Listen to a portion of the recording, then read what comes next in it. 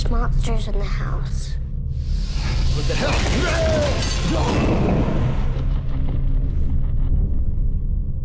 No! Universal Soldier, Day of Reckoning. There is no end. Now, this film is a bit of a mixed bag for people, and I get it, I can kind of see why, but I think it's arguably the best film I've ever made. It's very dark, and I think that's what puts people away. Also, you have to use your head, you've got to think. It's not all spelt out for you. The audience has to do a little bit of legwork to figure out what's going on. Not everything is explained to you from the get-go. You've got to trust in the director and the storyteller that you're going to get the information as you go along. Now, that's a difficult prospect for Universal Soldier 4, because I think most people are expecting to go in and just see a popcorn silly film, which it is a popcorn movie on one level. It can work like that, but you do have to use your brain to follow the thread of the plot. Who's this? It's Isaac, man. Is that you? Yeah, it's me. Jesus Christ, man. Where have you been? Has everything been all right? This is a very violent film, extremely violent, probably too much in some people's opinion. Personally, I love a good violent movie. I love violent films. I get a kick out of it. And he pulls no punches with this John Hyams.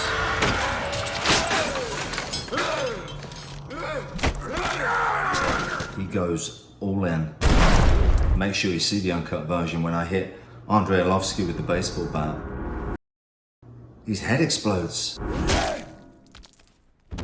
I mean, how good is that? Come on in, darling. Double up special this evening.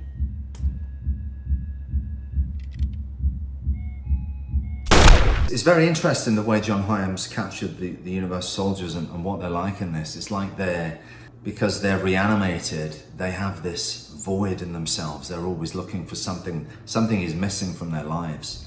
So they're filling that in strange ways with drink, with sexual acts, violence, having someone slamming a nail into your hand. The way he explained the Universal Soldiers could almost sense each other out like dogs. They almost follow a scent and they can find each other. Very interesting. But yeah, this film's brilliant. It's like a film noir in many ways. I can feel him watching me. Look, he may be. And if he is, we will find him. The government have tried in the past to track down Luc Deveraux, Van Damme's character, and every other Universal Soldier or reanimated soldier that has got to that point where they've got close enough to Van Damme. Van Damme has turned them and brought them to the cause, and they're building up a resistance, and they're going to try and overthrow the government at one point. They're the good guys.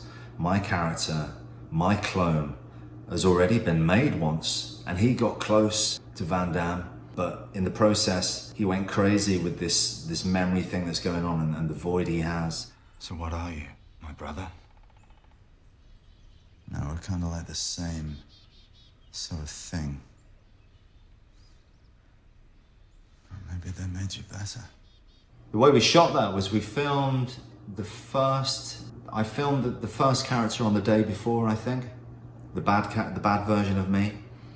And then the next day, I acted to nothing, but I was listening to the playback of my performance as I acted to myself.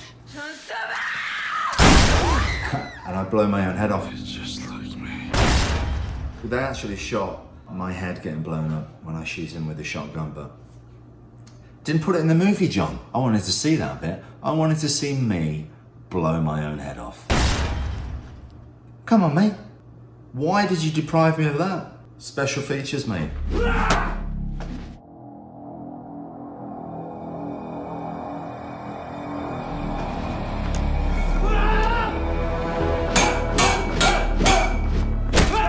I actually tore my ACL 6 weeks before starting shooting on Universal Soldier, which is a very bad injury. For anyone that's had it, they'll know.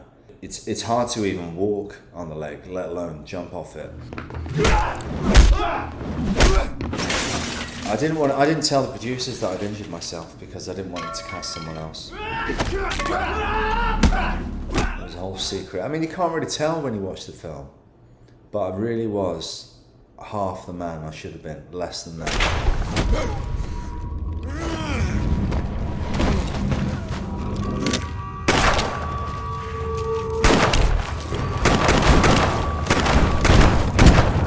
I love doing this job. I don't want anyone to take it away from me, so I'll always give it 110%, even at the expense of my health sometimes. But there you go. That's the way I am. That's the way I'll always be. And that's why, you know, if you watch a Scott Adkins movie, you know that you're going to get good action. Hopefully, we're delivering a good story, good acting, good everything. But you better believe that the action's going to be top notch. And that's always been my motto.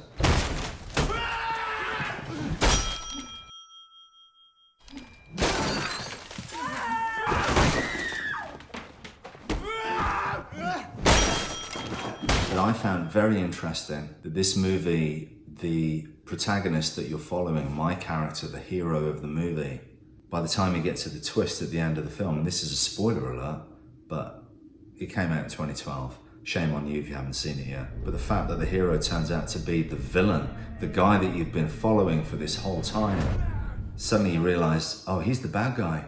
Oh, and he's just killed the good guy. He's just killed Van Damme. That's a bold move by a filmmaker. And that's what John Hyams is. He's a bold director.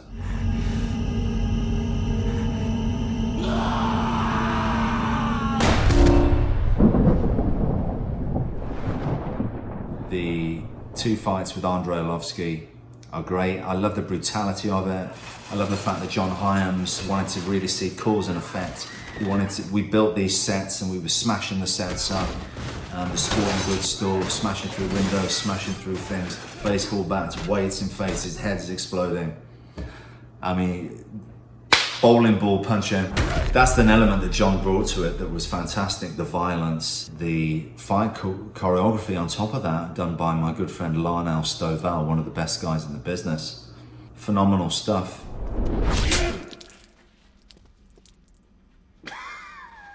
You need time to make good fight sequences because you need to pick up the various angles. If it's a dialogue scene, you can just have camera here, camera there. We run a 3-minute scene. You know, you've shot it once with a couple of cameras, you've got a 3-minute scene, but to get a 3-minute fight scene or action scene, you need to put the jigsaw puzzle together of all these various shots, and it just takes a lot longer. There is a fantastic car chase in there, and the way John described it to me was it's not a car chase, but it was a car fight. You know, that's why John's on another level as a director. It had nothing to do with me. It was just a bunch of stuntmen doing a lot of second unit, and I got in a car and pretended to do a bit of this. It wasn't easy because I think I'd lost 3 fingers. Driving like that's never easy. For me, being such a Van Damme fan growing up, to be the guy to kill him in this movie, but also, you know, Van Damme's not died many times on screen. It was almost like an honor to have him let me kill him. Keywords, let me kill him. It wasn't that I won the fight. We had to have some negotiation, but his character just thinks, screw it, there's always going to be another job. There is no end. Always another John. And he lets me kill him. So that was the compromise. And rightfully so. It was Luc Deveraux. Anyway, was it the real Luc Deveraux? Is it the original Luc Deveraux? Or is it a clone of Luc Deveraux? Or is there another one out there somewhere? The real one? My character's still on the loose. We could do it all over again. And this time, I will be the bad guy. Come on, guys. Universal Soldier 5. Let's do it.